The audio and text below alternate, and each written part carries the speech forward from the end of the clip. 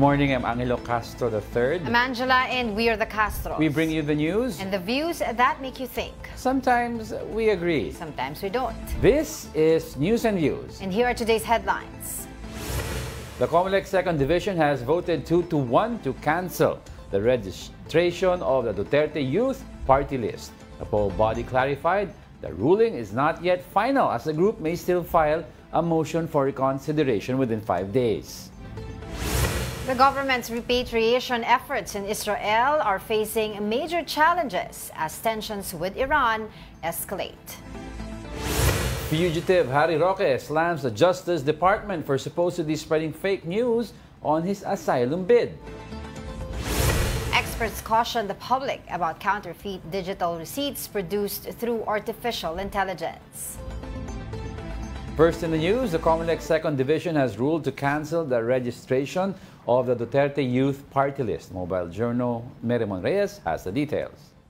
In a decision promulgated yesterday, the Commission on Elections 2nd Division canceled the registration of the duty to energize the Republic through the enlightenment of the Youth Sectoral Party List Organization, or the Duterte Youth Party List. It granted a petition from 2019 which sought to nullify its registration for failing to comply with its jurisdictional requirements. Duterte Youth was said to not have published its petition and the Commission's hearing notice in 2 national newspapers, as required by the Constitution and COMELEC Resolution 9366. According to the COMELEC, the party list also committed grounds for cancellation of registration when it deliberately accommodated overage candidates. It also ruled Duterte Youth's statements against activists as were not just ideological or for debate, but are systemic calls to action, hoping to legitimize violence as a means of governance and dissent suppression. By a vote of 2-1, cancelling the registration of Duterte Youth Party list.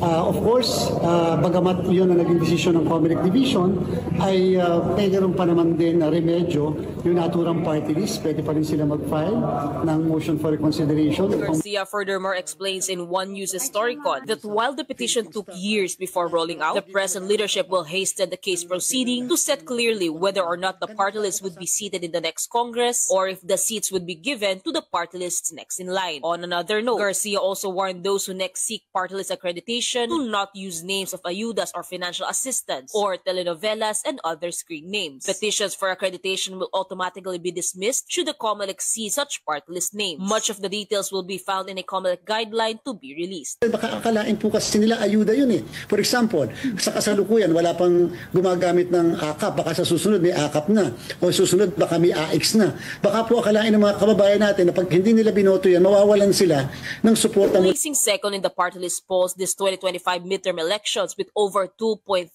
million votes, the Duterte Youth Party list supposedly secured 3 seats in the House of Representatives. The party list, chaired by Ronald Cardema, is yet to release a comment. The COMELEC meanwhile also declared Benny Abante as duly elected representative of the Manila City's 6th District, right after it voided Joel Uy's certificate of candidacy. Mobile journalist Merimon Reyes, we are One News. Now let's get the reaction of Duterte Youth Party list. The party's chairman, Ronald Cardema, is now joining us via Zoom. Ronald, thank you for joining us again here on News and Views. And I think you saw naman the report, no? So ano pong reaction natin dito sa cancellation? Yes, sa totoo po, ina-expect natin yan. Kasi alam nyo, ang trabaho ng COMELEC ay mag-supervise sa election, magbilang ng boto, at pagsapat yung boto, iproklama ang panalo. So tayo po ay nanalo with 2.3 million votes noong May 12. At noong proclamation day, hindi tayo pinroklama ng COMELEC. Ang sinabi ng COMELEC, meron daw kasing tayong pending disqualification case sa kanila. Oo. Pero ang totoo doon, marami rin naman tayong kasamang party list doon na nanalo, kahit merong isang senatorial candidate na nanalo, na merong mga pending case sa COMELEC, pero lahat naman sila pinroklama. Kaya doon pa lang, noong May 19 pa lang, alam natin na pinopolitika na tayo ng COMELEC. Tayo yung talaga sinisingle out. So, pangalawa dyan, tumakbo tayo sa Korte Suprema dahil wala namang kaugnayan yung Certificate of Proclamation sa kahit anong kaso. Kahit merong kang pending case sa COMELEC, ayon sa rules ng COMELEC, the winner can be proclaimed and assume its seat, di ba? So, lalo na kung yung kaso natin, house show lang talaga noong 2019 pa. Kaya lang kahapon nga, nag-decide itong isang division nila. Inantay lang talaga nila na ma-formalize ng isang division nila yung mga pending cases natin. So kahapon nagkaroon ng botong 2-1 at nakita natin yung 1, yung kay Presiding Commissioner Ray Bulay. Kung saan pinabulaanan niya yung mga sinabi rin ng dalawang junior commissioner at pati nung mga petitioner. Ang sinasabi kasi sa atin, meron daw tayong hindi na-publish nung hindi pa tayo party list. Yes, nung nag-stay pa lang tayo. Yeah. Sinabi ni Presiding Commissioner Ray Bulay kahapon na ayon pala sa party list law, ang required under the law na mag-publish, hindi naman pala Duterte Youth Party List. COMELEC is the one required to the law. So, nagiging practice lang kasi sa COMELEC na dinedelegate nila minsan para makabawas sa gastos. Hindi na sila pa-publish sa dyaryo, yun na lang inutusan nila. Okay. Ang problema, hindi naman tayo inorderan. Hindi naman tayo inutusan. Kaya sabi ni Presiding Commissioner Bulay, you cannot attribute that issue to Duterte Youth Party List because by law, COMELEC is the one required. And you did not require Duterte Youth Party List to publish. Ang masasabi dyan, simula 2019 elections, 2022 elections, 2025 elections, lahat ng order to publish nila, pinablish naman natin. Kaya hulaan kung ano yung gusto nilang ipapublish na hindi naman sinabi sa atin, di ba? Alright. So, alright po. That's one of the merits Issues of the case, yung requirements ng publication and public hearing. Pero let's break down also yung other issues in the case. Isa po dyan, sinasabi ng COMELEC that clearly there's a misrepresentation existed in your nomination, that being you overaged. So, what is your reaction to that? Hindi rin sinabi ng petitioners at ng dalawang commissioner doon na nung nag-apply ang Duterte Youth Party List ng accreditation, it is Duterte Youth and Professionals ang nasa bylaws. So ang pina-aproba nating nominees, ang ages nung 5, 27, 40, 41, 43, and 46. Approved ng COMELEC and Bank yun noong 2019. So within a few months, nag-substitute ako within the given substitution period. So ako ay 33 years old. So umalis yung 5. Umalis yung 5. So 4 yun, 40 years old. Pumalit ako 33 years old. So hinabol na lang tayo after manalo. Ang sabi, you're overage. So sabi natin, paano ako naging overage kung yung 4 na 40 years old approved in accordance dun sa bylaws ng party list? And kung nag-decide man si COMELEC, dahil nandun yung kaaway ko after, alam nyo naman, may kaaway ako dati dyan, from 2019 to 2022. Sino? Kahit, hindi nyo alam sa balita. Hindi, gusto ko galing sa inyo Para maganda galing po sa inyo. Hindi ko na-mention. So, kung nag-decide man sila, after a few months nun, na, si Cardema, overage, ine-interpret namin na hindi kayo pang other sector, pang youth lang. Sabi ni Presiding Commissioner Ray Bulay kahapon, it will not apply. Kasi, nung dineside nila na pang youth na lang kayo, tapos na. Hindi, Cardema did not violate anything. He just substituted after 4 na 40 years old, ay inaproba ng COMELEC. So, he did not violate anything. So, after nun, issue nila na yon, kung ako nag-filled in pa ng lampas 30 years old, doon tayo may issue. Yeah. Kasi hindi na susunod yung kanilang decision. Pero, ang masabi ko nga, lahat ng order to publish, pinablish natin. Lahat ng notice of hearing, inattenda natin. Right. Lahat ng order ng COMELEC, sinunod natin. Hindi natin kayang isipin kung hearing na sila naman dapat nagpapatawag at sila yung required mag-publish. Di ba? Pero Ronald, yung issue about your age, did they ask you for a comment bago man lang mag-come up with a decision itong unbank na to or itong division na ito? Did they tell you na ikaw ang dahilan tapos sinagot mo? Hindi approve naman sa bylaws yung ibang age namin. So, may comment ka ba nabigay? Actually, ang huling hearing dyan sa case na yan ay December 18, 2019 pa. Sinabit na natin yung sagot natin doon at confident naman tayo doon sa mga sagot natin doon. Sino ba chairman doon? Was it Garcia already? Chairman Garcia? Actually, wala nang sa set of commissioners ngayon, wala na dyan yung nakaabot ng 2019. So hindi kaya nakita Wala nila yung evidence na present mo or yung explanation mo, hindi nila nakita when they did the hearing right now? Kasi kung Hindi ko sinasabi ma-question mong kung- dapat kinonsider yun, di ba? Yes po, dapat po, syempre, kinonsider yon. And masabi natin dyan, bakit yung presiding commissioner nyo kahapon, talagang sinabi niya mismo na walang violation si Duterte Youth dyan. Una, yung pinablish, yung sinasabi niyong hindi niya pinablish, hindi naman sila yung required mag-publish. Yung hearing na sinasabi niyong hindi niya inattendan, sino bang nagpapatawag ng hearing? Yung civilian ba o yung government agency? Hindi ba yung government agency? Hindi naman pwedeng kami yung magpatawag ng araw kung kailan namin sila gusto maka-hearing, di ba? Pangalawa, kahit na wala yung dalawang yon, in-approve naman yung ating rehistro. Meron silang Yeah. pagkakamali at ayaw na nilang banggitin yon, hindi natin pagkakamali yon. Yeah. Pangatlo, Mm-mm. lahat ng inutos nila, lahat ng order nila, kinomply natin mula 2019 elections, 2022 elections, and 2025 elections. Kaya wala tayong nilalabag dyan. Alam nyo, sinasabi nitong mga dalawang commissioner, para daw tayo yung Anwaray party list, yung isang na-list, di ba? Ang Anwaray party list, nagkaroon sila ng 1 seat sa Congress, pero 2 ang umupo na Congress. Sabihin, 2 ang pinasweldo, 2 ang binigyan ng mga proyekto at pondo, daang milyong pondo ng Pilipinas, ang ginastos ng pangalawang congressman na hindi naman nag-exist. So talagang meron silang nilabag sa batas. Okay. Hindi ito relatable sa Duterte Youth Party List na meron daw tayong hindi sinunod. Wala naman tayong utos sa kanila na gawin yun. Paano Okay. natin mahuhulaan? Di ba? Alright. So, yung iba pa po nilang sinasabi dito that you advocated, the party list advocated violence dahil dun sa mga statements na nilabas po ninyo on reports, on record. Example po, yung uubusin namin kayo sa lansangan kasamang NPA, blah, blah, blah. So, ang sinasabi nila dito, systematic calls daw yun to action that seek to legitimize violence as a means of governance and dissent suppression. So, hindi po yun nagre-representa ng, kumbaga, ng youth. Alam nyo, kahit hindi tayo abogado, matatawa kayo eh. Kahit yung mga tagapakinig nyo, hindi abogado, matatawa eh. Nung kampanya ng 2019, nag-statement tayo, ang sabi natin, pag kami sa Duterte Youth Party List ay nanalo, dedebatihin namin kayo hanggang maubos kayo sa Kongreso at sa lansangan. Alam nyo naman, si Jim Paredes, sinugod ko sa lansangan sa EDSA Shrine, nakipagdebate ako.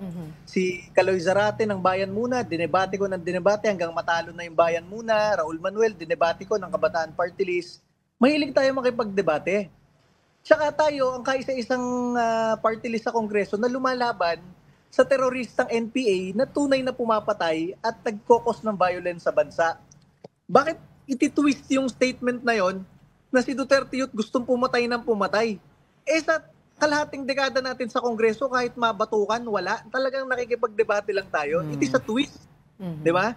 Makita nyo how show yung kaso ng Kabataan Party List sa atin, pero tinwist nitong dalawang commissioner. Pero, dun sa botong 2-1 kahapon, sinabi ni Presiding Commissioner Ray Bulay, walang ano yan. Walang issue dyan. It does not, wala man lang pinresent na facts na nag-cause o nag-promote ng violence si Duterte Youth Party List. So Ronald, ano ang next move mo ngayon? Are you going to file a motion for reconsideration sa COMELEC mismo or diretso ka na sa Korte Suprema?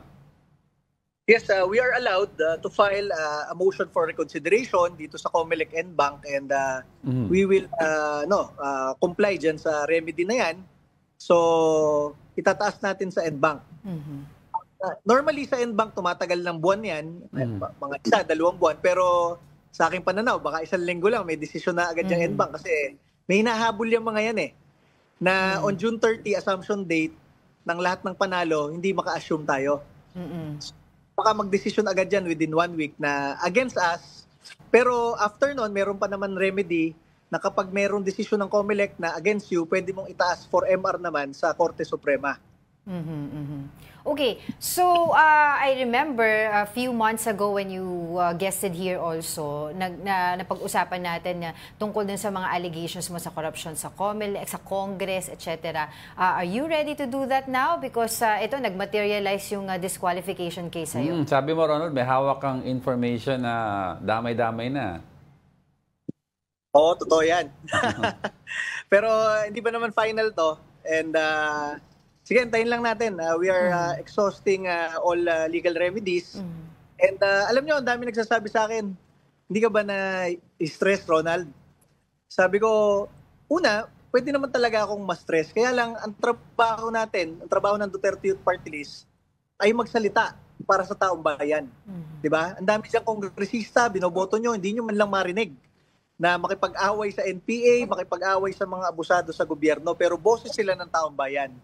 Eh ngayon, ang boto po natin ay 2.3 million. Tayo ang pinakamataas na boto sa lahat ng OFW communities sa buong mundo. Tayo ang pinakamataas na boto sa lahat ng pulis at sundalo sa local absentee voting. At 2 milyong Pilipino talagang nagtitiwala sa atin na tayo ay magsasalita. Kaya hindi tayo nawawalan ng pag-asa kasi tayo ang pag-asa at pinagkakatiwalaan ng maraming Pilipino. Alam nyo, masabi ko sa inyo, ngayon ko lang nalaman na meron pala kaming kasabay na dinisqualify kahapon. Yung congressman ng Manila. Si Joel Uy ba? Oo. Joel Uy. Yeah. Nanalo siya sa boto, pinroklama siya. Kahapon dinisqualify rin siya kasabay namin. So masabi ko dyan, sa ating demokratikong bansa, ano na lang pruweba na merong demokrasya? Bumoboto tayo every 3 years. Kahit maraming kurakot, kahit maraming abusado sa mga red tape sa gobyerno, meron pa rin demokrasya kasi bumoboto tayo. Pero si Joel, ano pangalan? Joel Uy, sa Manila. Uy na binoto ng Manila, hindi ni-recognize na yung boto, dinisqualify siya. Kami na ibinoto ng 2 milyon, hindi na rin nire-recognize, dinidisqualify kami. Paano na lang? Pag hinayaan natin to at nanalong presidente si Sara Duterte sa 2028, ano sasabihin ng COMELEC? May kaso ka, Sara, noong 2025, acts of sedition and everything sa NBI at DOJ. Pero sir, Pero sir, the issue here also, sinasabi nila na, why are you holding the information that you think na sinasabi mo nga na may mga kalokohan sa Congress, sa COMELEC, you're holding that information na unless mabigay sa'yo yung upuan ninyo sa Congress. Dapat ilabas mo daw. Dapat ilabas mo daw without conditions. Pag nilabas ko yun, ang susunod na balik si Ronald Cardema. Ano po? Sorry nawala po kayo. Pag nilabas ko yun lang, hindi ko pinag-iisipan yung timing. Ang susunod na balita nyo na pinatay si Ronald Cardema. Sigurado yan. Nako, sir. Kaya kailangan mo talagang i-timing yan. Alam nyo, ang Duterte Youth Party List, ang kaisa-isang party list at opisina sa Kongreso na nagbabalik ng death penalty para sa mga plunderer, kurakot at heinous criminals. Wala namang ibang nagko-co-author sa amin. Diba? So, alam nyo na, and kayo personally, bilang mga Pilipino, alam nyo may konting mga kalokohan sa gobyerno, di ba? So, you mentioned mentioned sasabihin lahat yan, isa lang papatayin nila, di ba? Kilala nyo na ako yon. Alright. So, kailangan mo talaga i-strategize yung mismong pag-release ng information. So, will you be releasing this either sa kondisyon na kapag ikaw ay kumbaga nanalo kayo sa disqualification case, or you will release this no matter what the results will be? Kung naaaring may balik kayo at congressman ka, may privilege speech ba aasahan? Hindi, ma'am, pag sinagot ko yan kung kailan yung timing, tatimingan lang rin kung kailan ako papatayin. So, sinasabi ko sa inyo, ang Duterte Youth Party List gumagawa ng paraan, labanan ng mga kurakot sa gobyerno, kaisa-isa sa Kongreso, gumagawa ng paraan through pagbabalik ng death penalty. And sinasabi ko sa inyo, nag-e-exist ito, hindi pwedeng sabihin yung timing kasi I understand. Timingan lang rin kung kailan ako papatayin, di ba? So Ronald, definitely on the record, ano ang mensahe mo sa COMELEC at sa mga kritiko? And masasabi mo ba outright na talagang pinupolitika ka kaya ito ang nangyayari? Yes, definitely sa ating mga tagapakinig. Kung matalino kayo, makikita nyo agad na pinupolitika tayo. Bakit? Meron tayong mga kasamang party list at senatorial candidates na nanalo. Meron silang mga pending cases sa COMELEC. Pero lahat sila naproklama. Tayo ay pinili ni COMELEC na hindi iproklama noong May 19. Bakit? Kasi daw may pending case. Yung pala, inaantay lang nila kung paano ilalabas tong decision kahapon sa division. Tayo ito tumakbo sa Supreme Court. Trabaho naman talaga ng COMELEC mag-release ng proclamation certificate sa lahat ng nanalo pero hindi nila ginagawa. Alam nyo, masabi natin, tayo nanalo, ayaw pa upuin. Pag ganito lang rin naman talaga, tatakbo na lang tayong senador sa 2028. Kasi panalo na tayo ng 3 kongresista sa kongreso Ay, Okay. Yeah, wala na tayong ibang pupuntahan dito sa kongreso ng Pilipinas. Yes. Alright. Siguro quick message na lang sa yung mga supporters. Meron na siya kanina, okay. Pero Ronald, I think our next guest is COMELEC spokesperson Rex Taldianco. Baka you want to listen in muna. But for now, we thank you for joining us, Ronald Carnema, Chairman of the Duterte Youth Party List. Okay, still on the Duterte Youth registration cancellation. We have COMELEC spokesperson Attorney John Rex Taldianco joining us on the line. Magandang umaga po sa inyo, spokes. Magandang umaga po, Ma'am Angela, Sir Angelo Diego, at sa lahat po ng taga-subaybay. Good morning po. Yes, I don't know folks. if you were able to catch. We had Ronald Carnema with us a while ago, and I don't know if you heard his reaction sa pag-cancel ng certificate of registration sa party list nila. Ano po ang comment nyo? Naunawaan naman po namin, syempre naman po kung sino man din po ang malagay sa ganitong sitwasyon, medyo mababahala rin po talaga. Pero nakakatuwa po na nabanggit po ni Sir Ronald na sila po ay magfa-file ng motion for reconsideration sa Commission and Bank at nabanggit din po niya na maaari din pong umakyat sa kataas-asang hukuman. At yun naman din po yung tamang proseso dito po sa ating bansa. Spokes, I'd like to ask, may inarasyang issue that noong 2019 nag-hearing sila at sinagot daw nila ang issue about yung pagka-overage, no? Sabi nila it's Duterte Youth and Professionals at na-approve daw ang nominees nila na 41 years old, may 40 years old, pero siya 33 na nag-substitute, sinabing masyado daw siyang matanda. Ano po ang explanation natin dito, Spokes? Opo, yun naman din po yung nakalagay kasi na yun nga po pagkakalampas sa edad na 30, yun po yung definition po kasi nung youth. So yun po yung na-implement po noon. Kaya nga po nagkaroon ng substitution din po sa kanya na mayroon pong pumalit. Kaya yung naupo po, kung hindi ako nagkakamali, yung kanyang wife, na yun po ang naging nominee po ng Duterte Youth Party List. At hindi kasama po ito dun sa mga issue, I think, na i-raise po nila sa Commission and Bank. Okay. But he also said a while ago na lahat daw po ng mga requirements na sinasabi po ninyo, including the publication and public hearing, were all met naman daw before.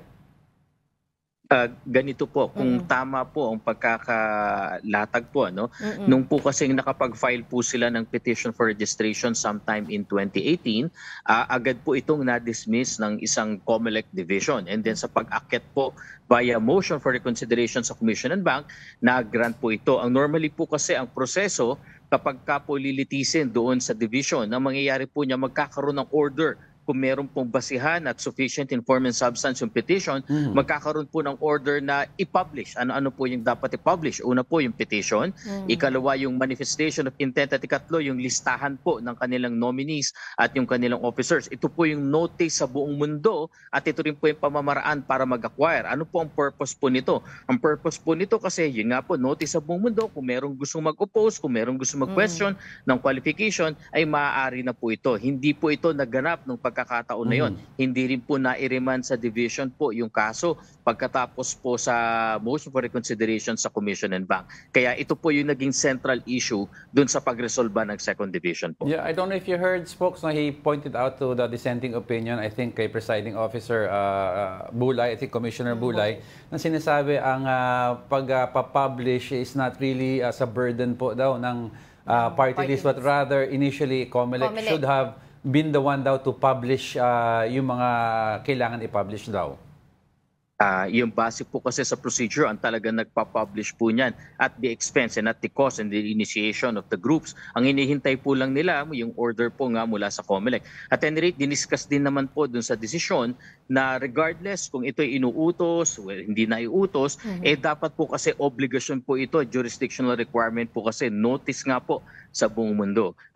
Yun naman po, I think talagang i-raise din po nila sa Commission and Bank, kasama na rin po yung naging dissenting opinion ng isa sa miyembro ng division po. Okay, Spock, I hope you indulge us. No? I think kasi si Ronald Cardema, he was with us a while ago. I think he wants to... Still here. He's still here. May gusto daw siyang, I think, sabihin. Ronald, are you still there? Ronald? Ronald? Nakamute pa ata Nakamute siya. pa. Oo. But going back to the discussion earlier, spokes, according po dun sa decision, when I was reading it, it says there, Duterte Youth Registration is void ab initio. Tama po ba yun? O ab initio. Or void from the beginning. Paano po yung mga, please enlighten us po, paano po yung mga batas na they authored during the time na sila po ay nakaupo? Ano po yung mangyayari doon? Opo, marami naman pong cases na ganito na nangyari na ninalify yung pagkakaupo at yung naman pong mga na-perform nung panahon na hindi pa po lumalabas yung issue, ito po ay tinuturing po na naging function talaga. Kumbaga, wala naman pong issue ito, na-perform ng maayos, kaya hindi po ito nagiging question dahil merong presumption of regularity at the time nung nagawa yung mga bagay na yan. So kung talaga pong mangyayari, hindi pa naman po, by the way, hindi pa po final and executory ang decision na ito ng Second Division. Kung sakali pong darating sa punto na magiging final and executory at ito pa rin po ang desisyon, ganun po ang kahihinatnan po niyan. Bagamat hindi na po kikilalanin yung pong nakaraan dahil tapos na yan, pero yung mga nagawa po, hindi naman po ma-invalidate. Yung prospective po ito. Okay. So you mentioned, this is not final and executory. Ano po ba yung magiging proseso at ilang araw yung maaari nating antayin para malaman po natin yung magiging kahinatnan po nitong kaso na ito? Gaya po nung nabanggit ni Sir Ronald kanina, sila po ay aakyat by a motion for reconsideration. May 5 araw po sila para umakyat sa ating Commission and Bank. At alam naman po namin na aakyat po sila. At yung pagdedesisyon naman po, bagamat hindi ko po maibigay na merong period para mag-decide, ang commitment din naman po ng COMELEC at ito po ay napansin nyo, consistent naman po sila sa lahat ng kaso mula pa po last year ng mga disqualification, cancellation ng COC, hanggat maaari tinatapos po agad ito dahil naniniwala po at nagsusubscribe ang COMELEC doon sa prinsipyo na hindi dapat magkaroon ng vacuum sa government. So asahan po natin na talagang lilitisin po ito to the merits, kung ano man po ang evidence sa mga adduce at kung ano ang basis sa law, pero sa lalong madaling panahon po para nang sa gayon din po magkaroon ng pagkakataon, sapat na pagkakataon ng Duterte Youth Party List na kung sakali man makaakyat pa sa Korte Suprema. Thanks for clarifying that, Spock. So I think Ronald's still on the line, and I think may comment siya dito. Ronald, are you there, Ronald? Ronald. May problem tayo sa signal. Pasensya na, Spock. So, Spock, I'd like to clarify, when he files a motion for reconsideration, will they be allowed to introduce new evidence that may clear their yung issue nila? For example, sabi niya, yung statement na pinupukol sa kanya about yung kill. If you watch daw the actual statement or read the actual report, sabi niya, papatayin sa debate ang entire context na ito. So in other words, will they be allowed to introduce all of these new evidence that may help them? Tingin ko naman po papahintulutan dahil central naman po sa issue yung bagay na ito at kasama po na-discuss. And by the way, ang dinidiscuss po kasi sa motion for reconsideration talaga, ano yung mga issues na naging na-discuss din sa original decision. Kumbaga po walang introduction ng bago. At since nakikita ko naman po, bagamat hindi ko po pinangungunahan ang Commission and Bank, kung bahagi naman po ito, tingin ko naman po hindi naman po sisikilin ng COMELEC yung karapatan nila patungkol dun sa issue na nabanggit po. Well, there's a mentioned a while ago saying na talagang politically motivated daw po itong desisyon nito. Your reaction on that po? Nako, hindi naman po. Kung mapapansin po natin doon sa decision, maliwanag naman po ang pagkakalatag nung ating second division. Bagamat meron nga pong dissent, pero kung titignan nyo po, democratic po yung kanilang pagboto. Hindi po ito, kumbaga, may puwersa o kung ano man. And in fact, si Chairman Garcia po minsan nilang naging abogado. Kaya po kami hindi naniniwala at talagang walang katotohanan po yung sinasabing na politika po ito. Ang desisyon po ng COMELEC ay nababase sa records, ano man ang ebidensya, at ano naman po yung batas. At kita nyo naman po, ang laging iniisip po natin yung pagkakataon. Una, ma-resolve ba finally itong issue na to for the benefit not only of the public but also of Duterte youth. And secondly po, kung ano man ang kahinanatan, kita nyo naman po, pwedeng umakyat sa Senbank, pwedeng umakyat sa Supreme Court. Nandyan po lahat ng proseso. Pero spokes, regardless of who the party list is being in question at the moment, isn't it troubling also to think na pwedeng manalify na lang po yung mga boto ng tao sa isang kumakandidato? In the case of Duterte Youth, 2.3 million yung bumoto sa kanila. So yun yung pong isang issue na gusto po din natin na maliwanagan po tayo. Tama po kayo. Ito po ay isang aral din sa COMELEC. Kasi nga po, kaya nga po ang balaki na ng COMELEC sa mga susunod na halalan hanggat maaari sa lalong madaling panahon. Hahabaan natin yung panahon sa pagpa-file ng mga ganitong kaso nang ma-resolve na bago maghalalan. Alam na ng taong bayan, ng kahinatnan, kung dapat bang iboto, hindi dapat iboto, o talagang hindi kwalipikado kaya natanggal sa listahan. Ngunit dito sa pagkakataon naman po ito, hindi naman po ito ginawa ng COMELEC na arbitrary o kami lamang po ang bigla na lang nagdesisyon. Meron na rin naman pong linya ng mga desisyon ng Korte Suprema na nagsasabing bagamat nabotohan, bagamat nanalo, pero kung hindi talaga kwalipikado, sumasalungat talaga sa requirements ng ating batas, lalong-lalo na sa saligang batas, ay maari talagang manalify ang pagkapanalo dahil hindi naman po ubra na hindi qualified ay mauupo o kaya po kung hindi tama ang pagkakaakyat. At any rate po, tama po kayo, talagang ito po ay lesson learned sa ating learning sa ating lahat, kaya po sa susunod na halalan, mas aayusin pa po ito ng COMELEC. Bibigyan ng panahon at tutok para mas maayos ang ating listahan ng kandidato. Well, thank you for that, Spok. So lastly, before we let you go, quickly lang, ano po ang update natin rin yung sa Manila? Nag-issue, I think, kay Joel Uy with regards be replaced by Congressman Benny Abante. Tama po kayo. Gaya nga po nitong sitwasyon ng Duterte Youth Party List, hindi pa rin po yan final and executory. Bagamat final na sa parte ng second division, ay maaari pa rin po umakyat via motion for reconsideration. At base po doon, natuklasan din po kasi records-based din po ito, evidence-based din po, na lumalabas hindi natural-born citizen po si Mr. Chua Uy. Dahil nung siya po ay pinanganak noong 1962, at that time, ang magulang niya po ay Chinese citizen pa at na-naturalize lamang po sila 5 years after noong 1967. So at that time po talagang hindi siya natural born, maaring naging Pilipino siya by naturalization o dahil sa pagkaka-acquire ng citizenship ng kanyang parents by naturalization, pero hindi nga po nagtutugma sa requirement ng saligang batas. At pareho po rin po nito do sa Duterte Youth. Hindi po pwedeng manaig kasi yung pong kahit na nabotohan, kahit na nanalo, ngunit sumasalungat sa requirements ng saligang batas, kailangan manaig po ang ating constitution. Alright, thank you for that, COMELEC spokesperson, Attorney John Rex Laudianco, for your time. Maraming salamat po. Alright. We'll be back with more stories after the break. Keep it here on One News.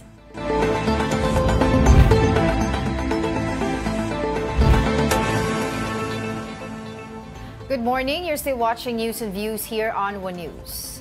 The Education Department admits that the country is still in a learning crisis.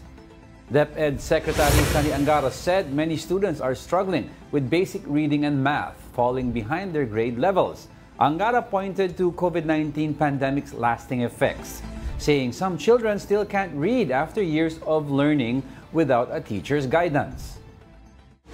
May mga bata na hindi pa marunong magbasa, nasa bahay lang sila, hindi nila kasama yung teacher. So, paano sila matututo magbasa? Binigyan lang ng papeles. Hindi sila matututo dahil hindi nga sila marunong magbasa. Bibigyan mo ng papeles, hindi nabibisita ng teacher, di ba? In other news, the Department of Agriculture has discovered smuggled onions being sold at Paco Public Market during a surprise inspection. No import permits were issued this year, making all imported onions in markets illegal. These onions, larger and smoother than local ones, are sold at 120 pesos per kilo, hurting local farmers during the post-harvest season. The DA also warned of possible health risk, including E. coli and heavy metals found in previously seized shipments. The DA is now coordinating with the PNP to trace the source of the smuggled goods. Meanwhile, starting July 1, the agency will lower the price cap on imported rice to 43 pesos per kilo to ease the burden on consumers. Kaka-harvest lang, nababawasan yung kita ng ating mga farmers di ba? At kumikita lang yung walang investment sa pawis at pagod. Hindi tama yun. Yung mga nahuli na smuggled na onion few weeks ago or few months ago, ang problema doon may E. coli. Pangalawa, meron traces of heavy metal. Iimbestigahan po yan, and nabanggit nga natin na top to bottom na lang. From the sources, we will try to track down saan yung volume na pinanggagalingan yan. Now let's discuss this issue further with Agriculture Assistant Secretary Arnel de Mesa. ASEC, thank you for joining us. Hi, Angelo and Angela. Good morning. Magandang umaga po sa lahat ng taga-subaybay. Yeah, ASEC, I'd like to start off now kasi I've seen also in the market, kasi ang explanation sa report, parang the bigger and smoother ones, kasi kung walang seal ng pagka-import, ang nakikitang i-determine natin, yun ang imported. Nakakabahala kasi may E. coli pala, tsaka tainted with heavy metal. So, saan po kumalat itong mga onions na ito? Sa mga markets lang? Anong area? Para maiwasan ang kababayan natin? Angelo, ganito. Yung sa onion kasi, walang ini-issue ang Bureau of Land Industry. Siya yung agency na namamahala doon sa crops natin for imports. So walang ini-issue na sanitary and phytosanitary import clearance ang BPI for red onion. So, nung nagpunta kami sa Paco public market dito sa Maynila, nakita natin na mayroong mga imported na sibuyas. Kasi yung imported na sibuyas, kita naman yan yung malalaki. Yes, oo. Kasi yung locally produced onion are relatively smaller than the imported one. So, madaling makita yung difference doon pa lang sa size. So, yun nga, nabanggit nyo, based sa mga previous operations, nakita at na-test din ng BPI na hindi safe for human consumption dahil may mataas na content ng metal and other problems on sanitary and phytosanitary. So hindi dapat yan ilabas sa merkado kung smuggle, kasi unang-una pag smuggle yan walang testing na ginawa from the source at saka dito sa atin when it arrived. So, pag ganun, yun nga, medyo delikado yan at nang walang testing na ginawa. So, we do not allow that. Okay, before that, Angel, I'd just like to clarify with that, kasi sabi sa Paco Market to nakita, is there a possibility na kumalat to all over the metro? Nabanggit ni Secretary nung nandun na posibleng, siyempre, kung nandun yung sa Paco, we assume na talagang yung nag-smuggle niyan ay inilabas sa ibang bahagi rin ng Metro Manila o perhaps sa ibang areas din. Kaya ang isinama ni Secretary ng DA ang ating kapulisan para makita nila exactly kung ano yung imported saka hindi. At napatunayan doon na talagang merong smuggling. So ititrace ngayon ng ating kapulisan na kung saan yun nanggaling.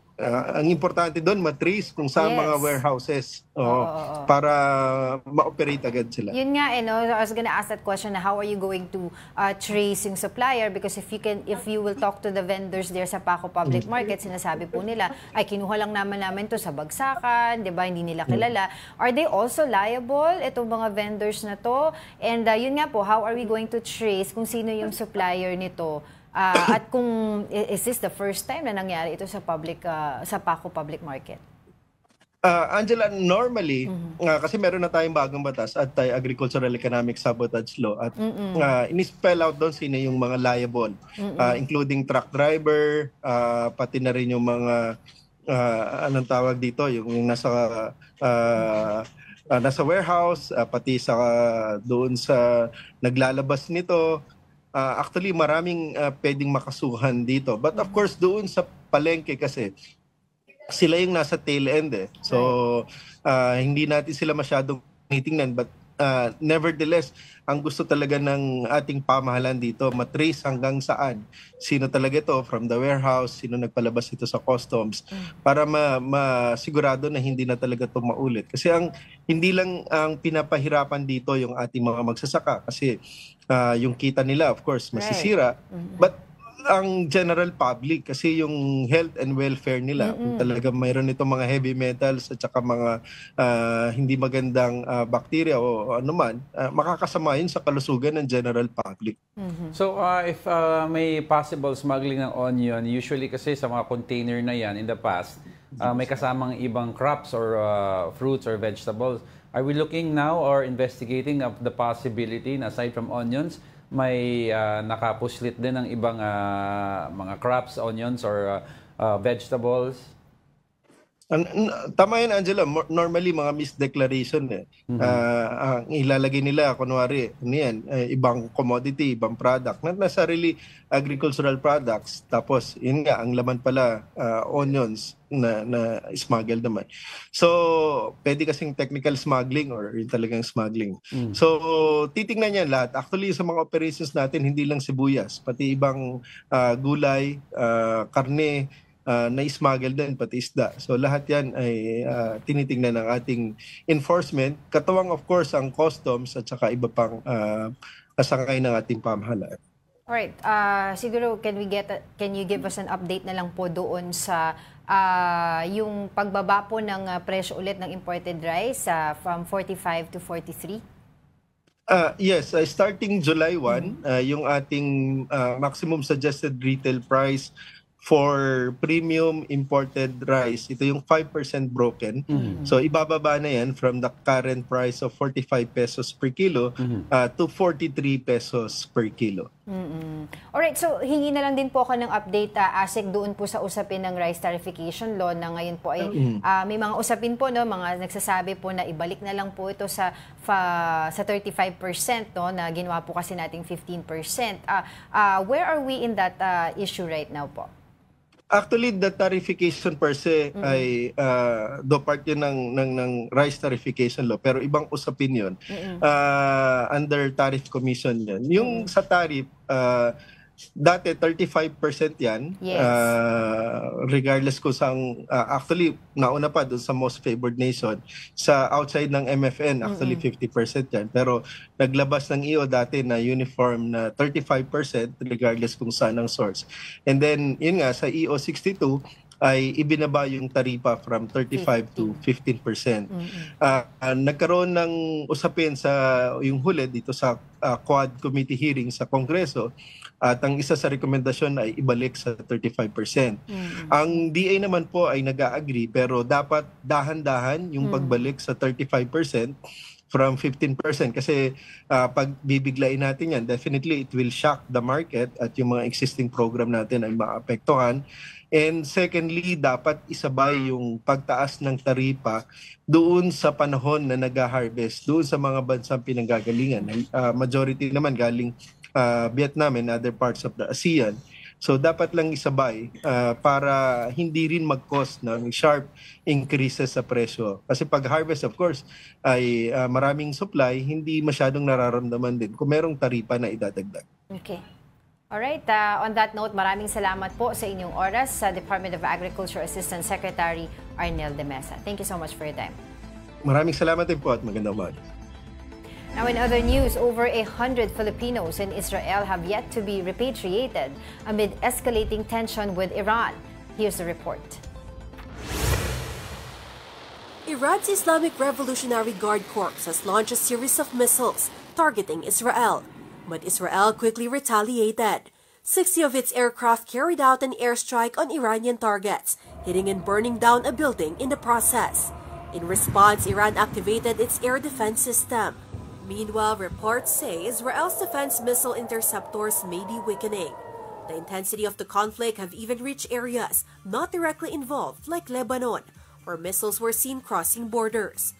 One video went viral showing a wedding in Lebanon interrupted by missile exchanges. Filipinos in Israel and Iran are also caught in the conflict. Among them is Nonami, an OFW in Tel Aviv, caring for a 71-year-old bedridden patient for over a decade. One of the reasons she refuses to leave despite the dangers. Nakukonsensya ako, sabi ko nandun ako na nagtatago, ikaw ay naiiwan dito. There are over 30,000 Filipinos in Israel. Of those, 150 have expressed a desire to be repatriated. Meanwhile, one Filipino in Iran is also requesting to be flown home. However, repatriation remains impossible for now, as Israel's airspace is currently closed. This has also left 21 Philippine government officials stranded in the country. Dami pong conferences na nangyayari dito sa Israel. At in fact, meron ho tayong mga government officials who are in town for seminars. So, apektado rin po sila yung pag-uwi nila. So, everybody will try to be everywhere, no? Hindi lang po tayo. Marami ang mag-aagawan for sure ng mga flights palabas ho ng Israel pag nagbukas na yung airspace. A Filipina caregiver injured in the airstrikes remains in critical condition, but no Filipino fatalities have been reported so far. President Bongbong Marcos said the government is monitoring developments closely and is ready to assist affected sectors. For one, he assured the public that the government is preparing a fuel subsidy in response to expected oil price hikes triggered by the tensions. If you remember during the pandemic, lalong-lalo na yung mga nagpapasada, yung mga para may hanap buhay naman sila, bigyan natin ng fuel subsidies. Now we will have to do the same for those who are severely affected, stakeholders, by any instability in the price of oil. Yes, it's a serious problem. Former presidential spokesperson Harry Roque has dismissed as fake news Justice Secretary Boying Remulla's claim that his asylum bid in the Netherlands was denied. Here's the report. Former presidential spokesperson Harry Roque has reportedly been denied asylum in the Netherlands and is now seeking refuge in Germany. That's according to Justice Secretary Boying Remulla. The DOJ chief added that they are working on having Roque's passport cancelled or have him extradited, quote, when the time comes. Alam ko hindi siya nabigyan ng asylum ng Netherlands, kaya nasa Germany na ang pagbibigay nito kung sa pakasakali. Hintayin natin. Basta yan, pwede namang file ng extradition yan pagdating ng panahon. Pero baka hindi na kailangan kasi kakancelin naman ang passport niya. Pag naging undocumented alien yan, ay pwede nang kunin ng Interpol. But Roque was quick to deny the claim, dismissing it as fake news. In a statement, he said this is the second time Secretary Remulla has spread false information about him, the first being the claim that he held multiple passports.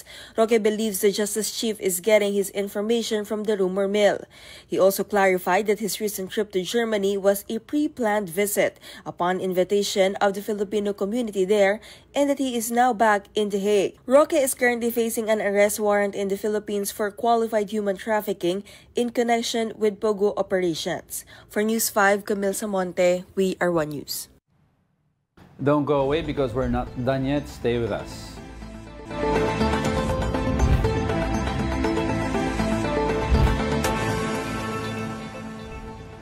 Welcome back. You're still watching News and Views here on One News. The Senate Impeachment Court and the House of Representatives are once again trading barbs over the delay in Vice President Sara Duterte's impeachment trial. Here's the report. Impeachment Court spokesperson Attorney Reginald Tonggol said the House prosecution team should stop criticizing and instead focus on preparing for the trial and complying with the court's orders. He pointed out that the prosecution has yet to submit an attestation proving they do not violate any constitutional provisions related to the impeachment case, nor have they filed a notice of appearance. According to Tonggol, this lack of compliance is what's causing delays in the process. It seems na hindi po yung impeachment court yung unprepared. Ano po ba ang motibo para i-criticize po ang impeachment court? Dapat po yung energy po nila na pag-criticize sa korte ay ginugugol nga po nila doon sa kanilang kalaban dahil hindi po nila kalaban ng korte. Ang kalaban po nila ay yung kabilang party, yung defense po. But the prosecution fires back, insisting they are not the ones to blame for the delays. Yung kanilang order, yung resolution nila requiring the submission of these two, ang cause of delay. We are not criticizing the impeachment court. We are calling them out. Do your duty. Listen to the clamor of the people. The people want a trial. Bukoy also told 1PHS sa totoo lang that it was unjust to single out the House, pointing out that it took the Senate 5 months to act on the impeachment complaint after it was transmitted. Sinabi lang ni Attorney Tongol na it's been 7 days. Wala pa kayong pinafile. Gaya na nasabi ko, hindi naman ganun kasimple hinihingi ninyo eh. There are repercussions. Second, naiinip ka sa 7 days, ngayon 5 buwan na. Hindi pa rin kayo nagsisimula ng trial. Sa halip, mas pinapahirap nyo. Mas naging komplikado. We are stuck at preliminaries. Dapat hindi na ito pinag-uusapan. Attorney. So, 7 days, 5 months, you do the math. Backing him up is House spokesperson Attorney Princess Abante. She said the Senate is requiring documents that the Constitution doesn't even mandate. Ang requirement lang ng Constitution, a verified complaint that is sufficient in form and substance. Action speaks louder than words. No? Siguro, nakita naman natin yung mga nangyari sa mga huling araw tungkol sa ko-convene ng impeachment court. But yung katulad nga ng sinabi ni Presidente, we want the impeachment process to just continue. Despite the back and forth, the House maintains that a prosecution panel is ready to appear and present their evidence. As of now, Tonggol says the defense is expected to file a motion to dismiss next week. Once that's submitted, the prosecution is expected to respond on or before June 30. The court is also anticipating the attestation to be submitted before the 19th Congress ends. Now, experts warn the public about fake online receipts created using artificial intelligence. Here's the report. This looks like a legitimate transaction receipt from an online banking app, but that receipt is fake and AI generated. This is the subject of a viral post from a netizen who claims to have been victimized by a fraudulent payment. The fake receipt, allegedly sent by a former classmate as payment, looked authentic, but no money was actually credited to the victim's account. That's when they discovered the transaction receipt was fake. According to the NBI Cybercrime Division, it is indeed possible to fake digital receipts using artificial intelligence. To test the method, NBI personnel replicated the viral post by using an AI chatbot. They sent a screenshot of a legitimate online receipt and asked the bot to recreate it. Just like in the viral case, they were able to produce a fake receipt. However, experts say that upon closer inspection, some AI-generated images may show telltale signs of tampering. Makikita nyo rito, ina-edit ko, nabago yung name, nabago yung number, yung sa amount, may mali siyang pagka-edit, sa halip na kama naging period. Tapos, yung iba nagagawa niya na maayos. Pero, yung font na iba. The NBI warns the public not to trust too easily, even if the sender is someone you know. Lagi po niyong i-verify kung merong perang pumasok. Kung sasabihin na may maintenance, huwag kayong magpo-proceed sa transaction.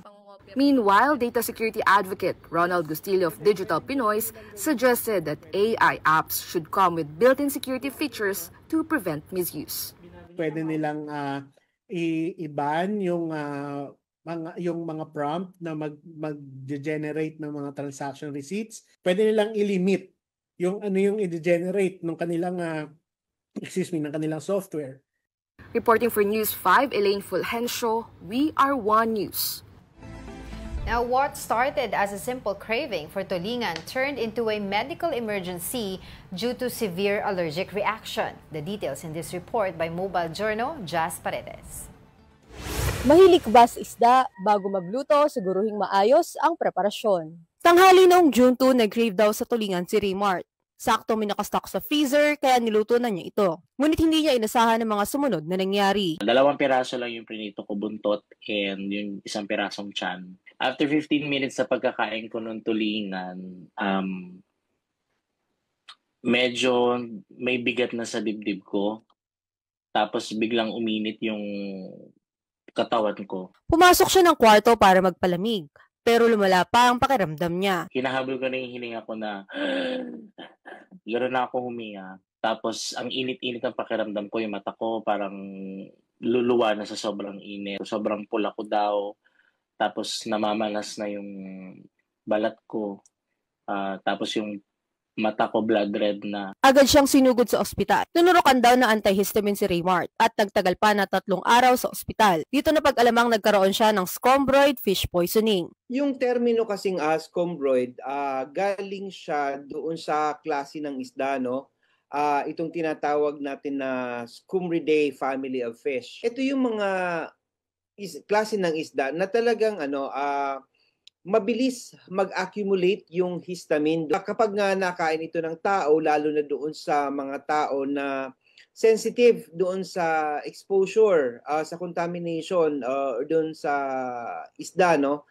Yung histamine sa isda, talagang nangyayari na nagkakaroon ng allergic reaction. Sabi ni Raymart, tinanggal naman niya ang buntot ng tulingan, kung saan kadalasan umunong nanggagaling ang allergic reaction. Pero ayon sa BIFAR, hindi yun garantiya na completely safe yung isda. Lalo na kung yung isdang nabili mo o kung yung tulingan na nabili mo ay hindi naman na talaga nasariwa. Kasabay niya, nagpaalala na rin ang BIFAR sa kahalagahan ng tamang handling ng isda. Hindi ibig sabihin kapag may yelo na ay hindi nasariwa, no?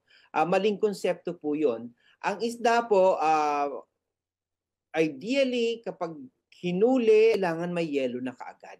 Mangyayari yan sa pamamagitan ng pag-apply ng yelo. At doon natin masasabi na mapiprevent nito yung histamine formation doon sa isda. Sa anumang craving, siguraduhin fresh at malinis ang anumang kakainin. Mobile Journal, Just Paredes po, hatid ang mukha ng balita. Okay, so today is also the birth anniversary of Jose Rizal.